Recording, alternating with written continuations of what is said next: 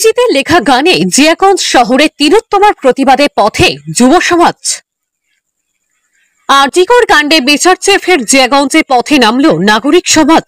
সাংস্কৃতিক কর্মী থেকে শিক্ষক শিক্ষিকা থেকে সমাজের বিভিন্ন স্তরের মানুষ অংশ নিলেন প্রতিবাদে।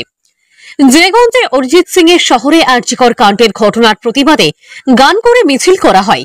জিয়াগঞ্জে আরজিকর কাণ্ডের ঘটনার প্রতিবাদে জিয়াগঞ্জ শহর জুড়ে পদযাত্রার মধ্যে দিয়েই গান করে প্রতিবাদ করলেন বিভিন্ন সংগঠনের সদস্য ও সদস্যরা এবং সাধারণ মানুষ। আজকে প্রোটেস্টে বেরিয়েছি। আমরা চাই প্রত্যেকটা মেয়ে যেন সুস্থভাবে যেন নিজের মতো করে রাস্তায় চলাফেরা করতে পারে, কোনো টোন টিজিং যেন আমাদেরকে সহ্য করতে না হয়। আজ আরজিকরে যে ঘটনাটা ঘটেছে সেটা যেন কোনো মেয়েকে না দেখতে হয়, সেটা আমরা চাই। তার জন্য আমরা আজকে প্রতিবাদে নেমেছি। এর বিচার করতেই হবে, এর বিচার সবাইকে করতে হবে। পাশাপাশি জিয়াগঞ্জে গায়ক অরিজিৎ সিং তার বাসভবনের সামনে বেশ কিছুক্ষণ গান করে সুর মিলিয়ে প্রতিবাদ মিছিল করা হয়। বর্তমানে সম্প্রতি তিলোত্তমাকে নিয়ে যে গান বেঁধেছেন সেই গান করতে দেখা যায় প্রতিবাদীদের। যদিও অরিজিৎ সিং তার দেখা না পাওয়া গেলেও তার বাবাকে বেরিয়ে আসতে দেখা যায়। অরিজিৎ সিং আগেই বলেছিলেন রাস্তায় নামবেন, যদিও পরে তিনি সোশ্যাল মিডিয়াতে লাইভ করে তীব্র নিন্দা করেন এবং গান বেঁধেছিলেন। তিনি তো গায়ক, তাই গান দিয়েই করেছিলেন প্রতিবাদ। তিলোত্তমার হয়ে বেঁধেছিলেন গান। সোশ্যাল মিডিয়ায় বর্তমানে সেই গান ভাইরাল হয়।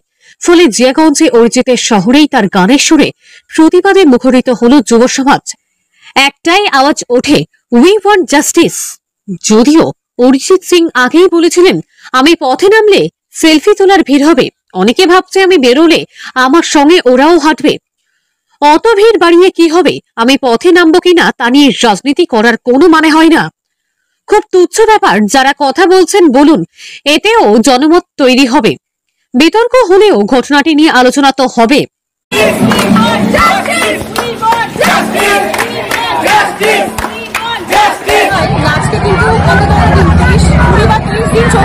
কিন্তু আমরা কেউ এখনো কোনো